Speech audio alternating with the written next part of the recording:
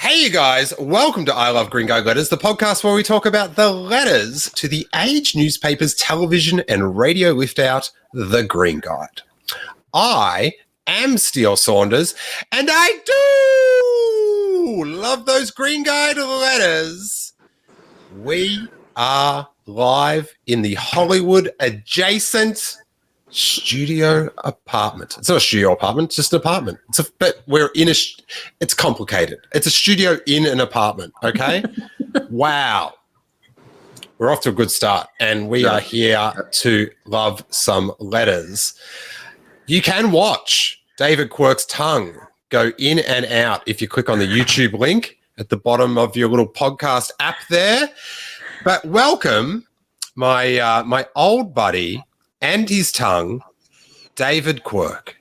Hello, Steele. Hello, Alice. How do? I haven't been introduced yet, so I can't talk. No, you haven't been introduced. It's almost as if we haven't been liaising for the last 15 minutes, but I'm just going to, hi guys, good to see you. Oh, David, is that a stairwell behind you?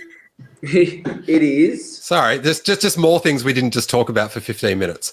And the plant. Oh, that's good. This is good sizzle for the patrons to join up and watch that pre-show we just did. Good action. But also welcome our good buddy, Alice Fraser. How you doing? Hello, I'm very well, thank you. Yes, I don't have a stairwell. I wish I did. Don't worry. I just imagine all the fun I could have with a stairwell. Oh, don't go there. Don't go there. When I was a child, we just had one story. Not even a story. It's just same. Just a floor, right? Same old story. Is that the? No, it's not it. It's not it. Because now I have to tell you about the invention of the Slinky, right? The Slinky, this amazing thing. They had one on the Brady Bunch. It was the Slinky, go right down the stairs, and I had a Slinky. And we only had two long, patio stairs, so I'd only just get dunk. I couldn't even get the second one. So when I swear to God, when sometimes you have thoughts in the background and you're just like, nah, just whatever, you do your thing, I'm doing my thing up front. When I did see Dave's stairs at the start, I did think that'd be good for a Slinky because it has burnt so deeply into my psyche. Slinkable stairs. Yep. I don't know if technically, guys, thanks for that story, Steele. I don't know if it is... Look, he only had one story to practice on, so of course he's not good. I don't know if it's a stairwell. I don't know what defines well, but I don't think that's just in the middle, it's open. I don't think it's a stairwell. It's just stairs, isn't it? Yeah. But yeah, that's a question. Is it a stair waterfall if it's not contained on all sides? Alice, you'd find that interesting. I do find it interesting, but I think the things that I find interesting tell people that I'm boring. Same. David.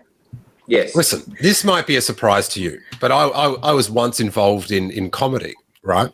No shivers. Yeah, it's surprising, but no, I do know. I remember. I think describing it as a stairwell is funnier than describing it because it's sort of demeaning. Look at your stairwell. Yeah.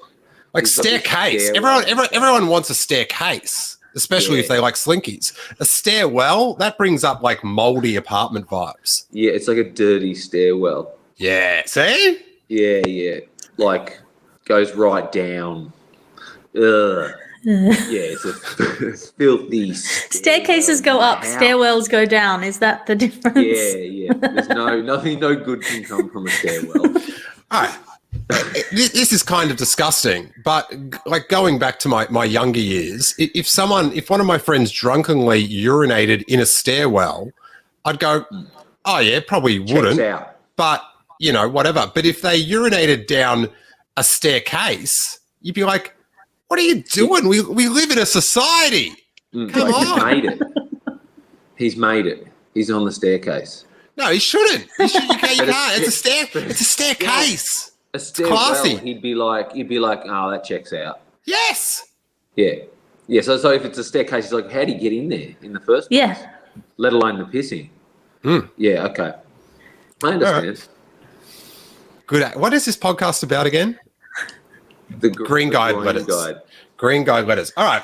So, actually, I've got a little complaint that I received from something I did with you, Alice. We did the Steele Wars podcast at the Comedy Festival one year. Yes, we did.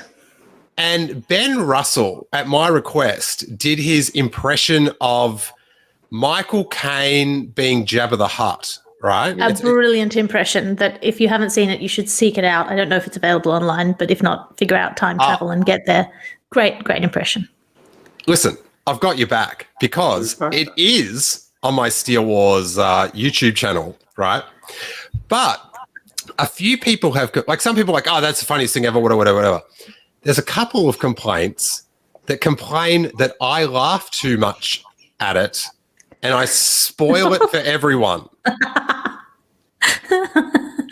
Oh. One guy seemed to assume we set up the entire show and shoot to document that. He goes, you set all that up and then you ruined it. And it's like, well, it was actually, to be honest, 12 seconds out of an hour and a half show. So it was, there were other moments that I wasn't cackling, but true to the internet, right? No one complimented you for not laughing over it. You know? Well, the only reason I didn't laugh over it is because I had seen it the night before when he had done it. Oh, really? In a set, yeah. So I knew it, and so I was just enjoying it, but I was sitting back. But yeah, anyone who complains that their experience of something was ruined by somebody else's unfettered joy, I think probably needs some sort of surgery to their personality. Get in Steele line, you do have a booming laugh, Steele. Don't you? Oh, it was you that left the comment. You're siding with internet troll. Sorry. Maybe you need a trumpet muffler over your mouth. You know, have wind instruments if they're playing in enclosed spaces. Yeah. Yeah. There would be many signing that That's petition, so silly. I feel like. It's a great impression, though. It is very good. Granted, go watch. If you don't mind me ruining it, then check it out. It's there for you. It's there for you. Let's talk some Green Guide letters, you guys. These things, they're only every 2 weeks now in the Age, but we have been blessed on page 3, I believe, next to a photo of Maya Hawke, a human that seemed to be bred for coolness. Like, do you guys know? Yeah, she's like Ethan Hawke and Uma Thurman's daughter, and that is a cool. Like, you are combining cool bloodlines into. I actually thought you were talking about someone that was a hawk breeder for a split second, and I thought, what, they're just breeding a cool breed? Like, what would that look like? Anyway, it's just a normal hawk. Hawks look very cool, but it'd probably have sunglasses on or something. Nature. Okay, now I'm glad we cleared that up real quick. It's just a bird in Yeezys. Yeah. To contextualize, the only time I've ever heard about Maya Hawke was an interview with Ethan Hawke where somebody was like, Maya Hawke looks exactly like a mix between you and Uma Thurman. And he was like, that's how parents work. How old is she? I don't know. She's, I'm going to guess 18 to 20. Okay. She was in Stranger Things. She was in the last season of Stranger Things. At 18? Who'd she... Oh, maybe I didn't see it. She worked in the ice cream shop. This is the one part of the podcast Gemma would be loving, I reckon, talking about. Oh, you can talk up now. You don't have to be quiet. Gemma, yeah. Do you know Maya Hawke? No, doesn't know. She's as bad as me. Fake fan. She loves that. Fake. All right. Shall we love some letters, guys? Yes. Okay. Now, first up, just a qualification that you are prepared to judge this letter. Olympics. Did you watch it, Alice? I did. I don't watch a lot of television, but I did watch some of the Olympics. All right, you don't have to get your little anti-television I read books message into every answer, okay? I heard, yeah. I'm just saying I'm better than that, is all. Noted. Good. Noted and agreed with. What about you, David? Similar. I did watch. I went out of my way to watch the skateboarding. Excellent. I Very don't know if impressed. that's good or bad as a skater, but I definitely did. And I watched some other sports here and there, things I'd never seen, like that weird speed climbing, just hooning up a wall. Yeah, I saw some stuff. Yep. I did see a glimpse of that today on YouTube, and Great. Anyway, I reckon that's a good sport because it's a raw. Like it's just like you just need human versus wall, the age-old battle. Yes, exactly. Yeah. So my favorite sports are all the ones that I can just imagine people doing before there was much stuff. Like I love the World's Strongest Man competition because our big guy can lift more stuff than your big guy. Like you can imagine that being around since the dawn of time. It feels very primal. So like wall climbing, there's a wall, there's a person. Close. Perfect. Running, wrestling, all of those things. Once you get into the equipment realm, not to criticize skating, then you lose me a little. No, I think you're right. You should bring back the old days of just Athens in the nude on a track with like 3 sports and very few cameras. It's you just see skateboarding and like sailing and all those. That's just like prop comedy. Yeah. Yeah, it's entertaining, but really, man v wall is really what I'm looking for.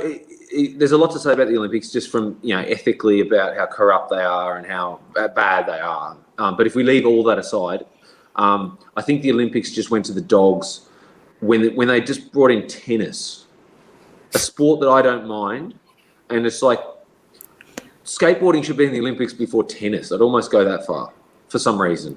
Or golf. Put golf in there. No, golf is in there.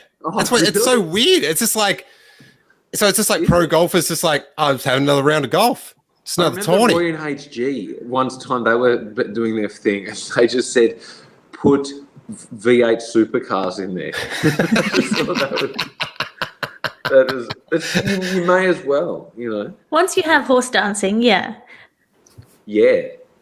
If you're going to do that though, I'm all for it. Put the supercars in there, but they have to make the car in that country, the country of origin.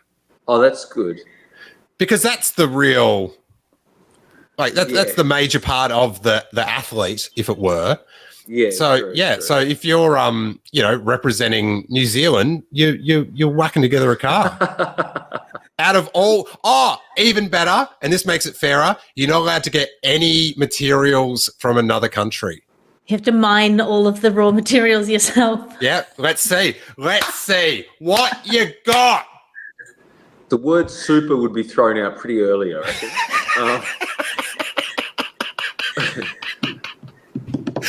Or it would be followed with disappointment. Yeah. All right, let's hit this one. I do have to say I'm pretty impressed with that idea for an Olympic sport. So great. Me too, man. Thank you. I'm feeling pretty good about it. I would if someone is like super into cars and stuff, if they can tell me what country they think would win and for what reason. Petrol. That'd be a tough one too. Yeah, you'd have to use the biofuel available most locally. Elon Musk would win. He's a galactic citizen. All right, let's hit gold medal performance. Well done to Ian Thorpe for his wonderful, articulate and skilled commentary of the Olympic swimming. Thorpe's insights made the day for me, showing no favoritism and appreciative of swimmers' performance from all nations. And that's quite balanced view for the Green Guide Letters TBH is from Jean Cassidy in the quaint Dingley Village. Okay. Sounds made up. That's all I'm going to say on that one. Interesting. Now Ian Thorpe, being in America, I'm not I've been Thorpeless for quite a while now. But in my younger years, the the hearing of his name would probably bring on emotions of annoyance and I might catch a case of go-awayism. But that was then. This is now. I very much appreciate that he was there for swimming rather than there for the country, then go oi 3-time stuff, which is not my thing, to say the least. What do you mean? So not a job. Being a hooligan? Is that what you mean? No, just there? no. I just I sometimes like the announcers are a bit pro-Australian to a concerning fault. Okay. Yes. Well, I thought this year they were less that. They were quite even-handed all round. I mean, of course, they did cover these stories of, heartbreaking third places or whatever. I always find that very frustrating. But, I thought Ian Thorpe was good. He always looks mildly embarrassed to be wherever he is. Like his post-swimming career is sort of, his rebranding has been as this sophisticated man. He's always wearing a suit. He's got his Pearl company, sort of a fashionista, and he's always appearing at all these events, but he always looks just slightly embarrassed about it, which I appreciate.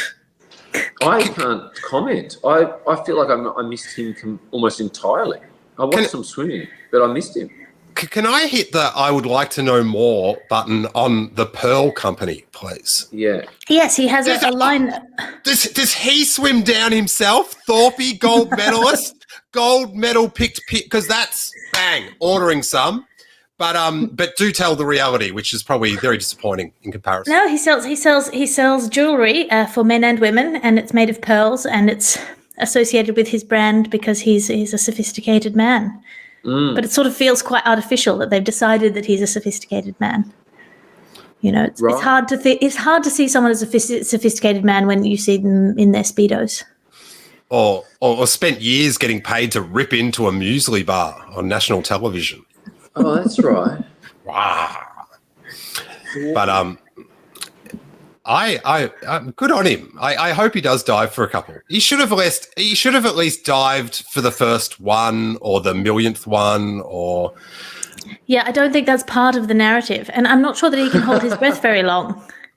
I mean, longer than a normal person, but I mean, not necessarily as long as a diver. Pearl. They could set up like a stunt pearl. Like they could arrange something. Do you know what I mean? I'm sure they could put a pearl at the bottom of an Olympic swimming pool and have him fetch it. Yeah. The bottom of a kid's pool or something. What?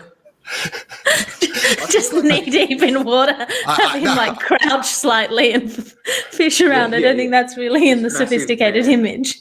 I've suddenly been stricken with doubt. Maybe he doesn't have a Pearl company and I've just made it all up. Stick with it. How old would he be, Ian Thorpe? Probably younger than us, Steele, wouldn't he be? Or about our age? He'd be in his 30s, wouldn't he? What about in oyster years? Great question. So what I'm saying is his parents, somewhere in around 35 years ago, named their baby Ian, which is pretty outrageous. I read an article that there's been no Garys named in the UK since 1993. No shit. That's hardly true. And there have been Gareths, but no Garys. I read that in an article and I decided not to do any further research because I loved it as a fact so much. Yeah, it has rightfully so gone out of vogue, Gary. What is it about this planet that data was accumulated, dissected, and then gone, we got to share it. We've got to get this out here, that is tremendous. It's like it's like trying to breed out like a certain great culture or something. Oh no, we're losing the Garys. We've got to keep it going. It's like the Chinese to the Tibetans or something. It's a Garicide. The language. I feel like the great problem about age is disinformation. But in this instance, I really don't want to find out if it's not true. So if you do know that this isn't true, please don't tell me. No, I'm going to not look that up. Thank you. I appreciate it. Don't worry, Alice. Don't do your own research. Thank you. No, that's what's wrong with the world at the moment, isn't it? Too much research being done by people that shouldn't research. So let's keep that tradition. Let's end that now. Yeah, I kind of agree, but I think it's more the word research used incorrectly. Yeah, probably. Yeah, it's a great word. Or people thinking they're nerds just because they like superhero comics. You know, in my day there was real boffins. You know, there was a whole class of people, and you knew you weren't like them, and so you didn't trust your own abilities. Whereas now people think, well, I like comic books, and therefore I can do epidemiology. Yeah, you would only go into like a collectible shop with trusted allies. Yeah, exactly. Leave nerd culture in the hands of the elite. Yeah, the way it should be. Preach. All right, how about we give kudos to 7? Congratulations, 7+, live events, iconic moments, catch up, replays, and so much more. Best Olympic coverage yet. And that's from a very satisfied Meg Stevenson in Moona. That has to be made up. I was listening to the language of it, and I thought if someone, I can't imagine the person that would possibly put pen to paper to sing the praises of something like that. I can't imagine them. And if they do exist, I find it hard to believe it would be written the way that was written. Do you know what I mean? It was just too I deleted that as soon as the skateboarding finished. It does sound like they needed a quote for a slide in an advertisement or a company PowerPoint, and they're like, there's nothing out there. How about we slip one into the Green Guide and away we go. Quick, Gary, draft up a letter and send it in. No, I'm too old. I was born in 1992. In your 40s. Yeah. So you weren't a fan of you were giving a thumbs down, no kudos to 7. No, I guess I liked it actually because it was the only way you could watch things, and I thought it worked pretty well. She's right. They are right about the replays. You could do all that stuff. No, it was great. I wrote that letter. Okay. How about you, Alice? What did you make? Where do you stand on Meg's firm positivity? I feel it's probably too general. Just generally praising replays and things like that. I feel she's too impressed. Yeah. Surprisingly impressed. It makes me question her previous life experience if she's not ever experienced better sports coverage. Yeah. I think unless the thing that she was blown away by was the weird sort of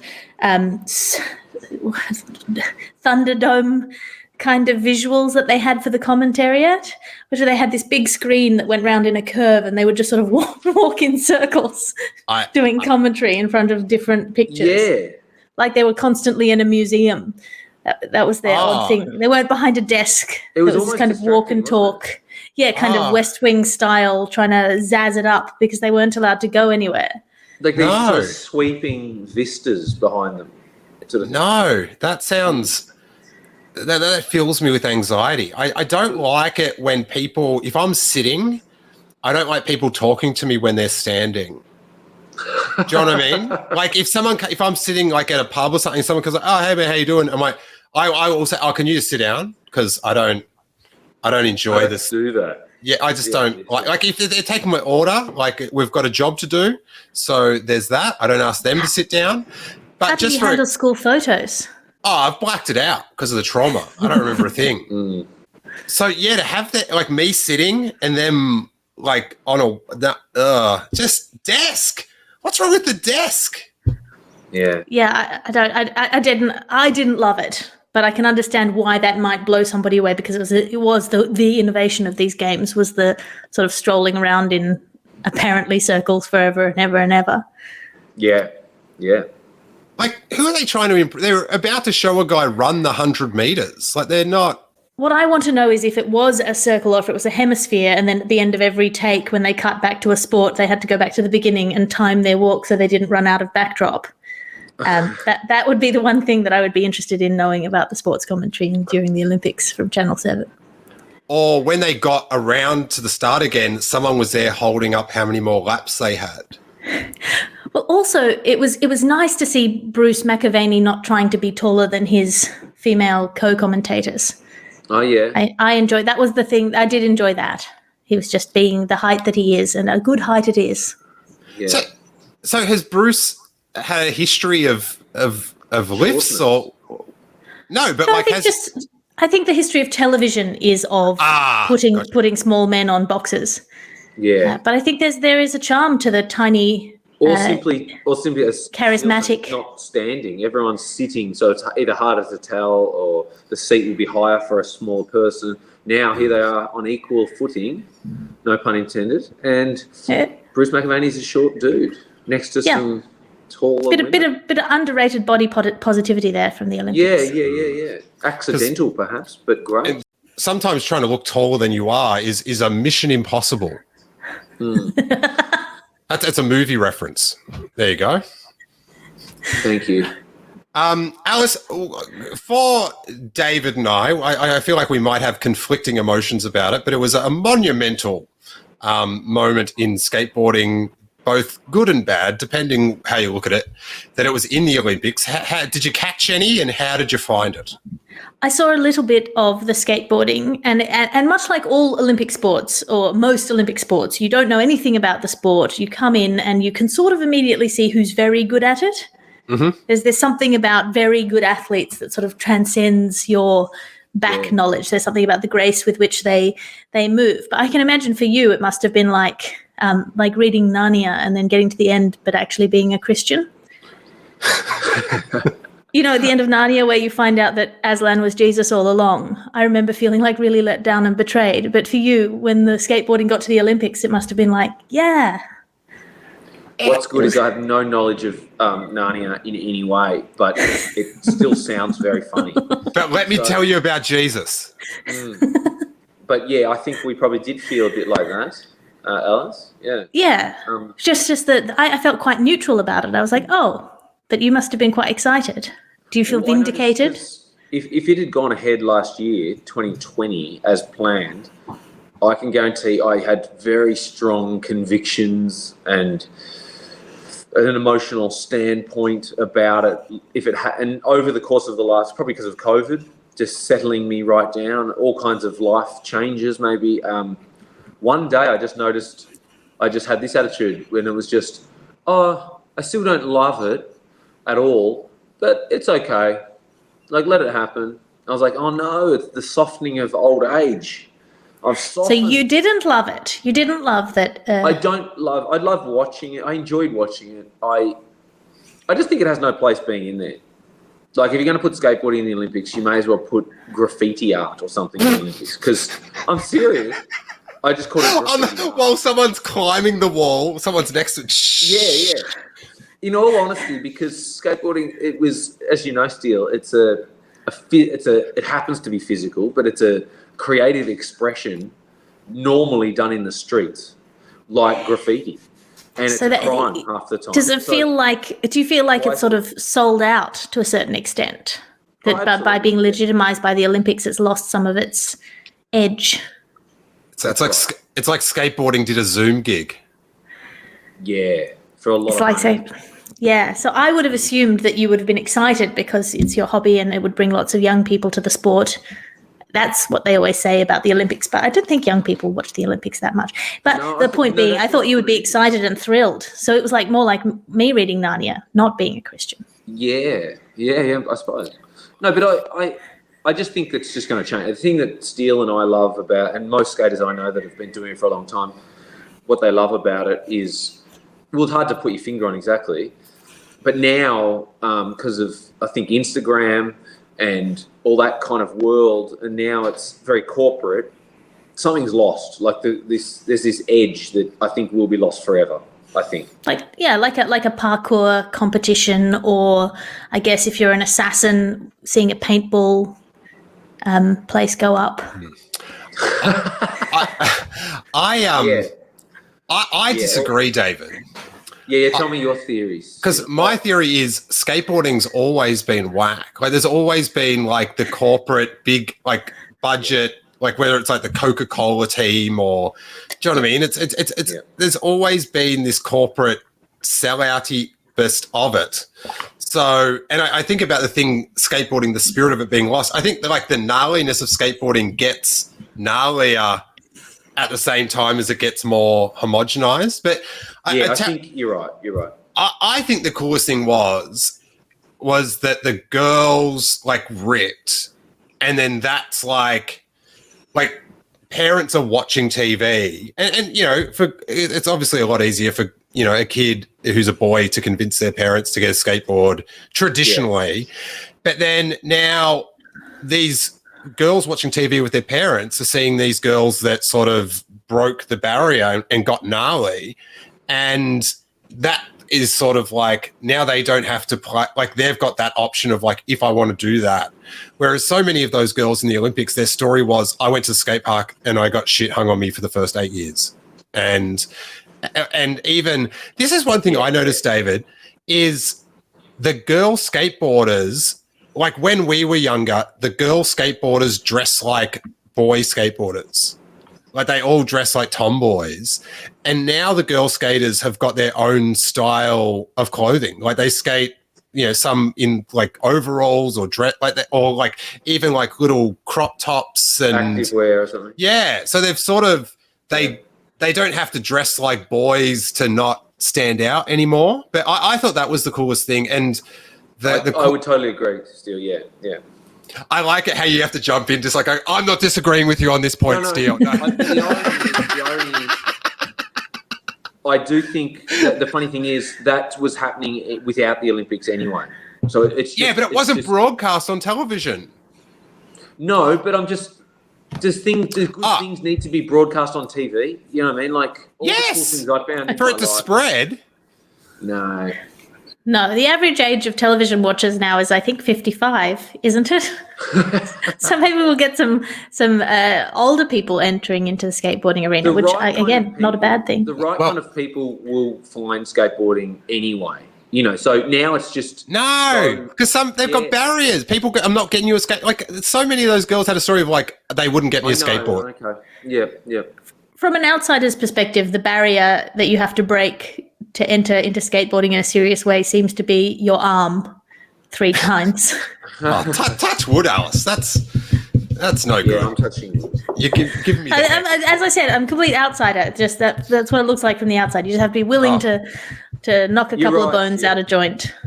That hooed you. For me to say that it's the right. You're right. That's a good thing. It's a good thing. But then there's whack things out of it as well. But I sort of thought, and I do have to say the commentary I listened to was like really good, so I didn't get like angry at that. Yeah, but totally. The one thing I feel like we should stop talking about it probably. Oh, sorry. No, I'm just thinking of Alice who couldn't care. Like, it's Narnia. You know. I mean, it's great. It's great. I'm learning more. I'm learning more about a sport that I didn't know enough about. Steele's right. The commentary was very good in the street skating, particularly. Yeah.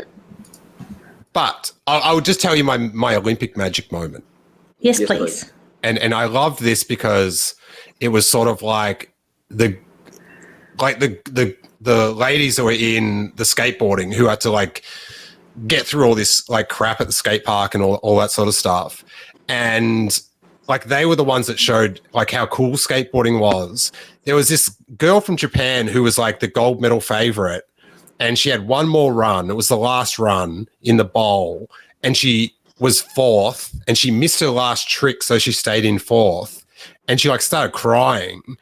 And then all the other girls, including the Australian girl Poppy Star, they all lifted her up and like chanted that they loved her, and it really cheered her up. And it just sort of showed like, compared to other sports, it was like I think the girls in the skateboarding looked like they were having the most fun out of anyone that was like an Olympic athlete. Yeah, definitely. Like they were happy. One of the things that I liked about this Olympics was the fact that it was happening during COVID times. So the athletes had to bond with each other. They couldn't really play to the crowd. So I saw a lot more supportive behaviour among athletes. Normally, a lot of them are quite supportive because many of them train together in these elite facilities. But I think I saw more of it this time, maybe just because they weren't cutting to the crowd. But made me happy. Yeah. You know what? That's true. You know what I found sort of funny is that the winners in the park skateboarding and the street skateboarding were, well, in the ladies at least, were 12 and 13, sort of as a mean age. And I feel like I'm the only idiot that has like I'm ageist or something. I feel like there should be a minimum age to enter the Olympics, and or Olympic skateboarding, it should be like 45. No. But I absolutely agree with you in principle. In seriousness, though, I think it should be like 16 or something, because I agree. Myself, there's nothing wrong with a 12-year-old winning a gold medal, but I thought to myself, if all the other sports, every other sport in the Olympics was won by 12 and 13-year-olds, I personally would stop watching it. Like, there's something about kids doing everything that I don't care about. You know what I mean? Well, no, I absolutely agree with you. I think it's I think it's deeply concerning. As a matter of fact, I think that, they're not equipped to deal with now social media and all of the attention and fame that comes with that all. And then also, if you peak too early, then I worry about you. No, that's if you get a gold medal at 13, before you get everything. Like, can a 4-year-old win a gold medal? How the fuck does it work? I don't know how it works. Look, it's the hardest toddler. What sport, Dave? What sport? Diving? That's one they could do sort of on an even keel. With it's so stupid. Anyway. Yeah, well, gymnastics as well. They seem very young, particularly the women who do it, because they are light and lithe and they don't have hips or anything yet to throw off their center of gravity. And again, I find it fairly disturbing to watch, because they're very good, but you think, what kind of a childhood is that? Not to mention some of the stuff that's made the news in that realm lately. Yeah. A 12-year-old. I wrote a green guide letter actually about this, about the age. Thank you. Dear letters, why make sure so fucking young? Make sure you specify when you're complaining about the age. It's not about the newspaper. You have to that could get confusing. I have a problem with the age. They would think that you don't. The age shouldn't cover the Olympics or something. Yeah. Well, I mean, I do enjoy. I think my favorite kind of letter is a letter to somebody who has nothing to do with the problem you're worried about. They just have no influence or impact. It's about a casting decision or, Alice, I've got something for you. Oh, excellent. I'm bumping this up the rankings. All right. This is epic. Like, you have to look at the positive aspects of COVID. You have to look for the silver lining. And for me, it's been how I like the COVID Green Guide letters, because they're like comically how you'd imagine a COVID Green Guide letter would be about. Do you know what I mean? And this one is no different. It is titled, "No Praise for Andrews." Couldn't Daniel Andrews have waited 5 minutes until Songs of Praise had finished? Instead of rudely interrupting and cutting out the remainder of the program for a daily COVID briefing. And that, praise be, is from Jane Linton in Wangaratta. Oh, of course. Of course she's from Wang. You can't make up stuff like that. No, it's too good. That sounds real. Tell me, what was this? What was that? Songs of Praise. Songs of Praise would be a Bible song show, or actually maybe a actual service, a televised church service. Alice, would you concur? Yeah, Okay, I would concur. That's just added. That's added 10 pounds to I that mean, letter. it's That is so gold. beautiful. It's a so beautiful. It's a good. beautiful letter. Yeah. Addressing the. Yep, this has got everything that I love about a complaints letter. It's not about anything that anyone can do anything. Just what a delightful thing. And then we don't know. You can project some opinions onto this lady, I assume. Oh boy, can you? Or just, I imagine this is the kind of person who, doesn't trust the vaccine and says things like, God is my vaccine. You don't trust the vaccine because you don't know what's in it. Like, you don't know what's in God. Like, well, you do. Everything. Everything's in God. So, and you're welcoming him into your heart. But yeah, I just think that is a truly beautiful letter. And songs of praise. I used to do social media for a very brief period of time. I filled in for about 6 weeks when I was writing jokes on a television show in Australia. And the social media girl went away, and I filled for her for 6 weeks, and it nearly drove me off the edge. But there was one guy who would write in and say, "Did you know that MASH is on at the same time?" And he was very angry that anyone was watching this show instead of MASH. Fuck. I just love it though. So great. I went to the MASH site of the MASH camp in Malibu, California about 4 years ago. Very, very moving. Cool. I think you'll find us in Korea, actually. Yeah. Let me tell you a thing or two about Hollywood. Oh, that's right. That is right. Couldn't Dan Andrews have waited 5 minutes? Hey, Jane, I got to tell you, the prayers aren't working. Let's see what Dan's got, okay? Like, we gave the prayers. You got, 25 minutes of prayers in? Maybe it was 55. This is the thing, and going back to Alice's point about complaining to someone that can do nothing about it. Absolutely nothing. You've got a direct line to God. Hit him up. He could caboodle that, like just bleh, and like Dan's like not talking, or picture in picture. Yeah, or Dan could just start the COVID announcement with the end of the prayer from prior. Just seamlessly segue in, carry it out in an a cappella solo, and then say how many people have died today. That sounds nice. Yeah. They literally interrupted science, religion with science there, didn't they? Yeah. In many ways, it's a microcosm of the history of the earth. Yeah. That letter's like more profound than we could ever know. Really.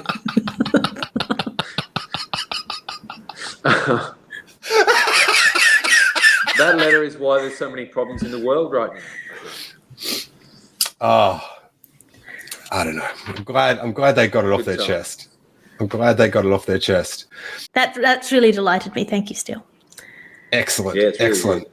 I have not caught this one, but we'll give it a whirl. Well, I mean, I can only bootleg these shows that are made in Australia. So, because I respect copyright so much, I will not do that. Upending the boys' club. Misrepresented is illuminating. All those amazing women who have worked and continue to in the Ultimate Boys Club, Parliament House, deserve our admiration. And that is from Chris Lem in the beautiful town of Emerald, Puffing Billy territory. There you know go. what I'm saying? Yeah, Has anyone caught that show? No, misrepresented?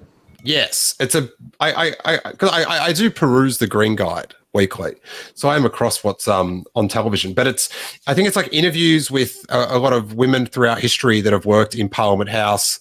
Oh, great! So my dad saw it and he recommended it to me. From what I've read and seen, it could also be called "How fucked is this?"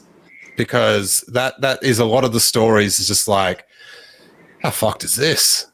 You know, but I don't think Miss Skiller would want to be involved with the title of that manner. Well, the thing my dad said was that it was like quotes from women through the history of Parliament where they were all saying essentially the same thing and finishing each other's sentences the way that they cut it together. They were all having the same criticisms of various things that, very dishearteningly just haven't changed in the last 30 or 40 years. That's a grim, isn't it? That sounds like a really relevant TV show. Mm-hmm.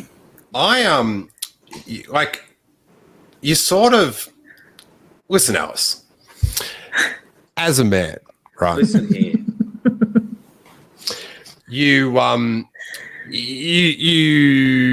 sometimes don't think about how like gnarly a situation it is for a lady to enter, and obviously politics, skateboarding, we talked about that, but I had this click a few years ago. I was just like, oh my God, I was just remembering girls that would come to like the open mics that we're at and do comedy every week, and just like, fuck, that was so gnarly. Like when you thought about, there was like one lady to like 21 drunk dudes on a Wednesday night. It was like, and I just full admiration to anyone that just goes, I am prepared to put up with this. It's significantly better than it was when I started. When I started, I used to joke that they would never have more than one woman on a bill because they were worried if we got together, we'd start to talk about the rapists. And turned out they were right. Yeah. Yes, that is a humorous observation, and I'm laughing at the way you piece it together rather than the subject matter.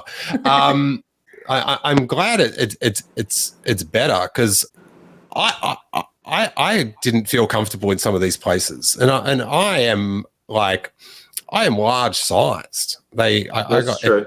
I got extra large. Maybe they should put open mic stand-up comedy in the Olympics so women can get into it in a comfortable way. Right? You dick. You dick. That some parents are going to watch this and like, this girl on the TV, she got 2 free beers. Did you hear about this? And no money. Yeah. It is grim. Yeah, I was told very early on, I had an earring in my ear, and I was told not to wear the earring because it would confuse people. It would drive the crowd wild. Too sparkly, too distracting. Here's a bit of sexism. My friend's girlfriend works at a skate shop, but the skate shop has expanded and they've got one in Broadmeadows in Melbourne now, which I didn't even know. And she works out there now in Broadmeadows. And I said, how's it going? How's that? And she said, it's okay. It's the first time I've experienced it. She'd be setting up people's skateboards, doing the hardware, not just selling apparel and footwear. She's doing the hard goods. And she said it's the first time in this area, Broadmeadows, that she's experienced sexism when setting up a skateboard for presumably guys. Oh, that's amazing. I mean, that's probably quite a hopeful thing. It hasn't happened up until now. Yeah, what's that? I lost you there. That's probably quite a hopeful thing. That's like a nice thing if she hasn't experienced it until now. Yeah. But it was still crazy to hear that, like, she's noticed it on more than one occasion, just while working at a job, that something have treated her in a certain way, a negative way. It's pretty bad. Yeah. Well, I think the point's getting missed that you shouldn't trust anyone else putting the grip tape on your skateboard. That is a personal thing. It's like getting someone to write jokes for you. It's just like you set up the board. You put it. You got to put the. There's a lot of stuff, especially if you're a fan of OCD. I got to tell you, it's Well, literally, the girl I started with, we told each other, I said, I'll do it if you do it, that kind of thing. The girl I started with dropped out after 2 years because people said she was too sexy, and the audience couldn't decide if they wanted to bang her or laugh at her. Well, you're only going to get to do one of the two, I feel which was insulting because we were both there at the time. So it was insulting to both of us. Yeah. Oh, that's funny. Do I want to be told, I'm not funny or I'm not hot? Which I think they're symbiotic qualities. But that's just me. Hey, before we've got one more letter to hit through, but I just got to tell all the good people there in podcast land, Quirk, you can back me up, theshorestore.com for all your clothing needs, sneakers, Nikes, Vans, Shore product as worn by David Quirk. Ignore the dirt on it. Sure. Excellent. You And wear we've got a lockdown deal at the moment. Lockdown is very hard on retail stores, as you can well imagine. As Dave walks past every day and just must go, poor Steele. I hope that's what you do. I hope you feel bad for me every day when you walk past. I do. I hope you're selling online. You're doing all right. Well, we're getting there. We're getting there. But there is an air of desperation about this promotion. Let's admit it. Sure. But we've got a thing during this lockdown that if you spend $99 on anything in the shop and then you get one Sure thing, it's half price. Wow. That's a great deal. Thank you. I appreciate that would be enough. That would be enough to make me do online shopping. I feel about online shopping the way David Quirk feels about Zoom gigs. I can't bear it. Except my tradition. You've been buying your food online. I've been buying my food online, but like clothes, like normally my approach to clothes shopping, which I do rarely, is to walk into a shop, look at a thing, go, that looks about the right size, and then take it to the counter. Yeah. And you cannot do that on the internet because everything is this big. But you still won't even try it on in the store. Only occasionally, only if it's an important thing. I think you'll love online shopping, really. Like I can't handle it. I end up opening 1,000 windows and then becoming overwhelmed and just not. Yeah, fair enough. I get sucked into the desperate search for a coupon code. They've got to have a code out there somewhere, surely. Come on, give me a code. I think I like just like soap. That can turn up on the instant. Good for you. Turn up. Yeah.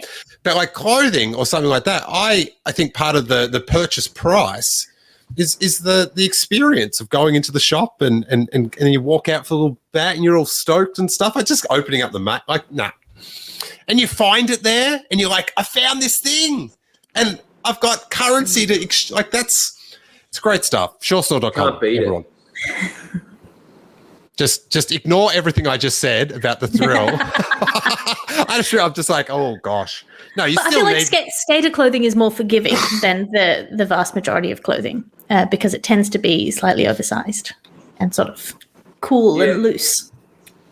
Hey, and a sneaker size is a sneaker size. You know what I'm saying? That's the old saying. That's what Grandma used to always tell me. Anyway, SureStore.com. TheSureStore.com. Let's hit this one. One more final Olympic letter. And this is coming from an angle you are not prepared for. Tokyo fail. What genius at SBS decided to program the documentary Fall of Japan in the week Olympics opened in Tokyo? While SBS's obsession with Hitler is already boring, this takes the cake. Leave it to history. The past is the past. And that is from Lee Palmer in Albert Park. And I love the past is the past from a guy complaining about a documentary he didn't like last week. It's brilliant. Let it slide, man. Oh my God. We almost shouldn't comment on that. It's just so good. We should just thanks for watching. You just read that again. Oh, Dave, that's Dave's code for he needs to go. I know Dave at Quirk. Listen, there's a big pot plant behind you, Dave. You could just pivot.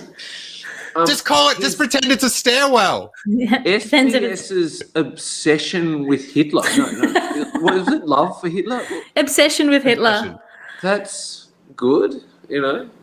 Yeah, the idea that Hitler doesn't warrant any coverage. It's all in the past. It's all water under the bridge. Yeah.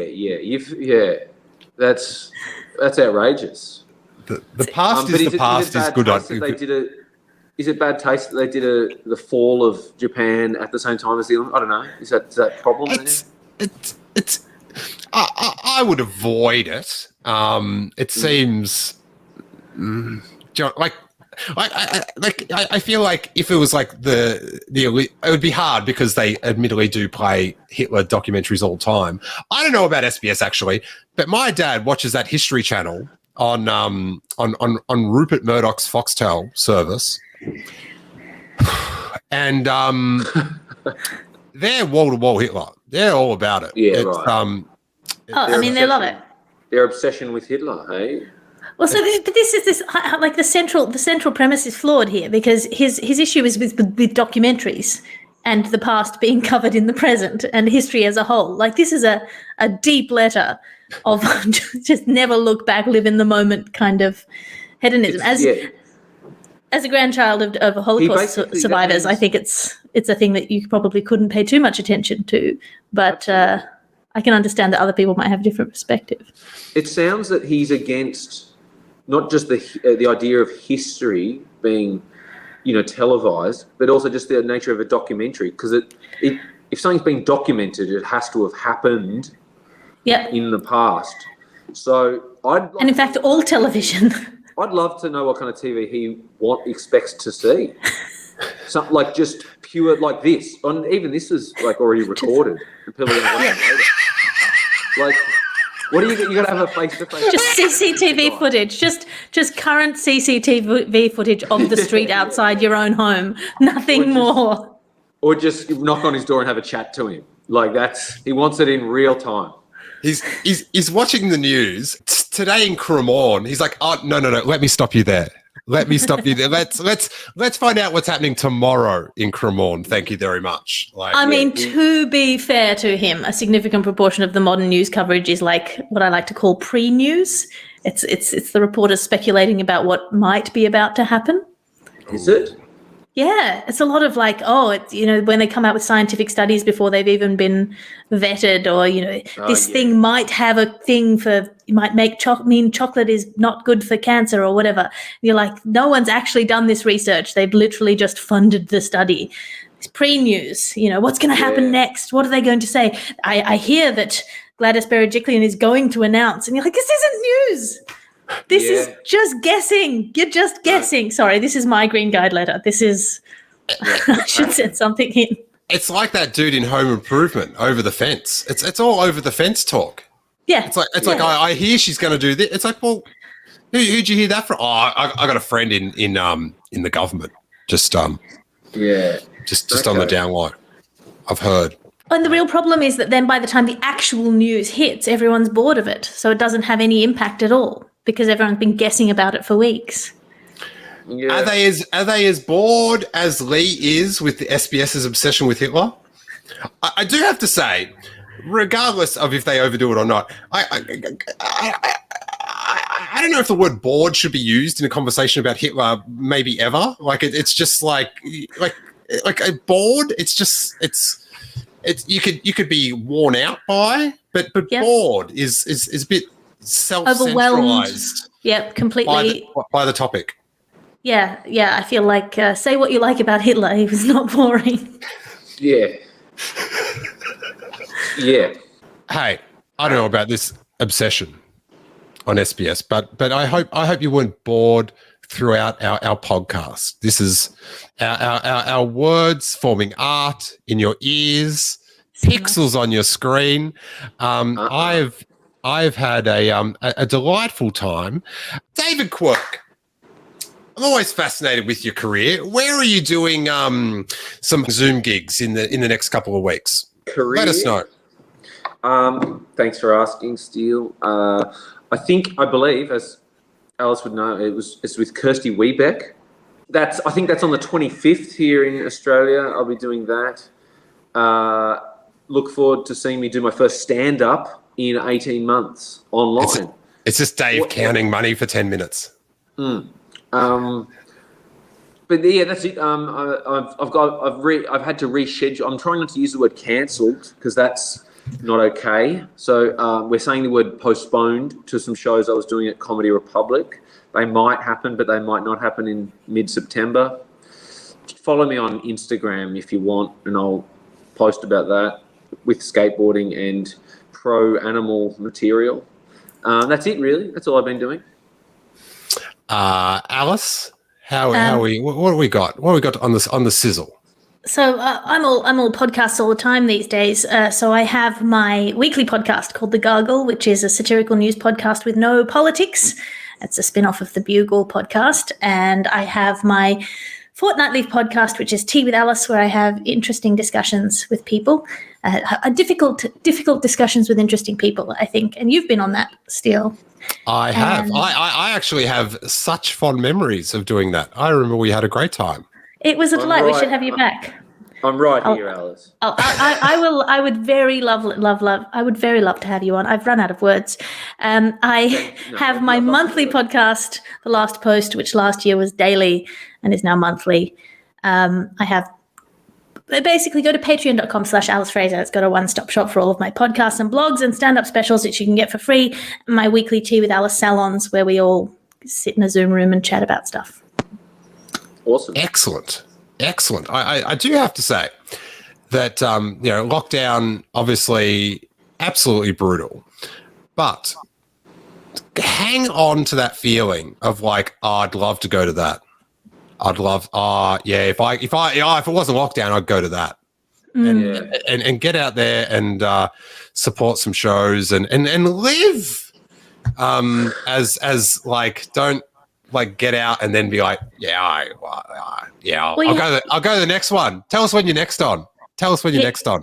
You have to support comedians, particularly touring comedians, because right now, if a comedian is going on tour, it's an act of extreme bravery, because at this point, if you go anywhere, you might live there now. You know, with the lockdown and the border closures, if you're going somewhere for a week, I came back for 6 weeks in March 2020. From my flat in London, and I've been here ever since. So, respect the comedians and artists who are on tour and go and see their stuff when that becomes available again. Totally. Well said. No way. So you came and then you got stuck here? Yeah, I had to pack up my flat via Zoom and everything. Wow. That is amazingly tough. Totally. What was the Patreon again, Alice? The patreon.com/Alice Fraser is the thing. I might have stuff, but I have some comedian friends who packed it into a storage locker, but they are comedian friends. So I'm assuming it's all covered in jam or upside down. Like all of my stuff is probably, and it's in London. It's probably all just a pile of mold at this point. I'll just go and I'll touch it and it will just disintegrate into grey dust with a sighing sound. Well, at least you've got a positive outlook on it. That's good. That is about it. Thank you guys so much. It is, as I rarely get to talk to other people, this is a lot of stimulation for the day. So that is why I'm like, people, real life people. Good, Steele. It's a treat. Thank you guys so much. Thanks for everyone for listening and viewing and all that good stuff. Look after yourself. It is you're not designed to be able to handle this. So if you aren't handling it that well, that's because it's brutal. So give yourself some slack and look after your mates. And we'll see you next week. Thanks. See you, Alice. Thanks, Steele. Goodbye, everyone. Bye. Goodbye, America. Goodbye. Bye, Australia. stairwell. Bye, stairs. Staircase. Bye, plant. Bye, fiddle. Hey guys, thanks for watching or listening to this episode of I Love Green Guide Letters. So much fun getting to hang out with Alice and David. So check out their endeavors. And you can check out my endeavors too. Of course, there's my store, theshorestore.com. Take advantage of that lockdown deal. Spend $99 and then pick out any Shore item for half price. Free shipping over $100 as well. You can also check out I Love Green Guide Letters on YouTube. If you are listening to this, we put up little highlight clips and I add little images and animations and clips from The Simpsons and all that sort of stuff. So check that out on YouTube. Some of that stuff ends up on Instagram as well. Please pod it forward. Let former and potential new Green Guide letter lovers in on the action. You can check out my Star Wars podcast wherever podcasts are found or on youtube.com/Steele Wars. Right now, the plans for the podcast are to come out every 2 weeks. However, I am going to try to do a classic episode with the little intro and outro of some of my fave old episodes every week for Patreon supporters at $3 on patreon.com iLoveGGLetters. And so, but if you're on the normal feed, we'll probably have an episode every 2 weeks, and I'll post up a one classic ep a month as well on that feed. But so I can dedicate some more time to getting these done, and hopefully going back to weekly. We can do some special themed episodes with letter lovers that have had a bunch of letters built up over time since we took our break, our sojourn, if it will. So hopefully we can get up to weekly, and to help get that done, and if that's something that's worth $3 a month to you, check out the Patreon. The links all in the show notes and all that good stuff. Hey, as I said at the end of the episode, look after yourself, cut yourself some slack, and look after your friends and family, and even that neighbor maybe who plays their music too loud every night as well, which would be a great topic for a letter of complaint to the local paper in I Love Green Guide Letters style. But look after them too. But now, how about we get to, after a gap, that secret show.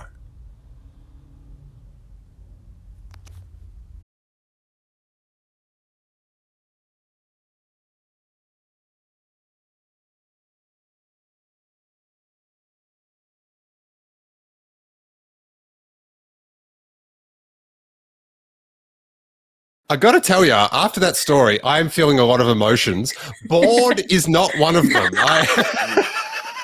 I didn't begin to drift off during that, and it only got more compelling as it went on. Yeah, but Anyway. David, I admire how much weight you give to a Green Guide letter, but because those two topics were mentioned in the same letter, they're not intertwined necessarily. They were just saying that. I'm just going with the facts. You've done the research. He was big in Japan. All right. Let's get out of here.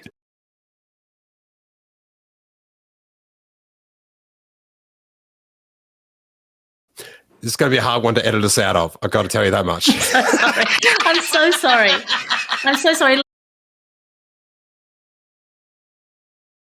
I actually remember, Alice, I just popped in my head, speaking about like just average gigs. We were at this gig that was in Fitzroy or Brunswick, and at this, like after the gig, someone threw a cream bulb into the fire and it exploded. Like this was the sort of venue we were at. Wow. And I remember you had a bit where you'd have something where you'd write on cards and give them to people, and you were doing cards. I was very bad at audience interaction, so I'd write one-liners on little yellow system cards, and I'd hand them to the audience, so it felt like there was some interaction.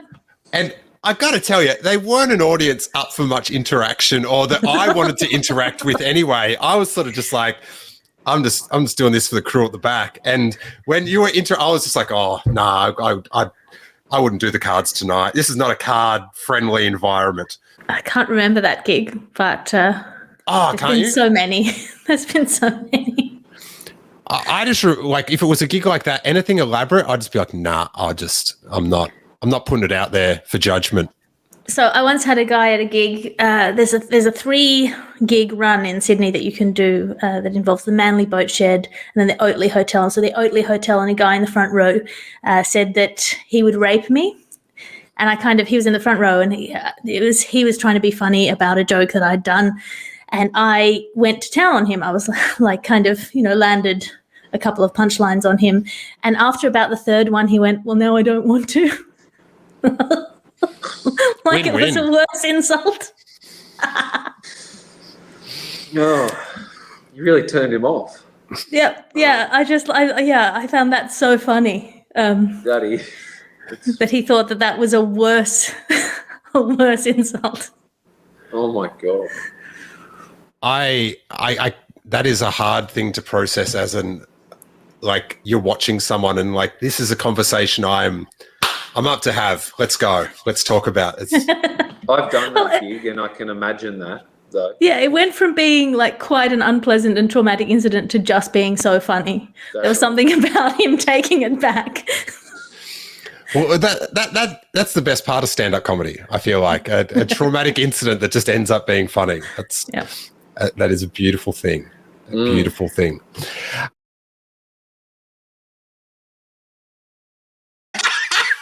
It comes to no good in the end.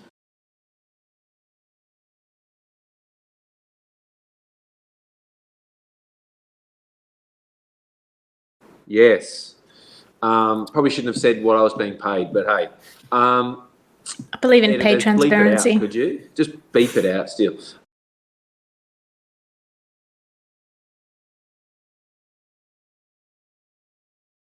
Thanks, you guys. That was awesome fun. Appreciate it. Thank you. It was a real delight. I really appreciate it.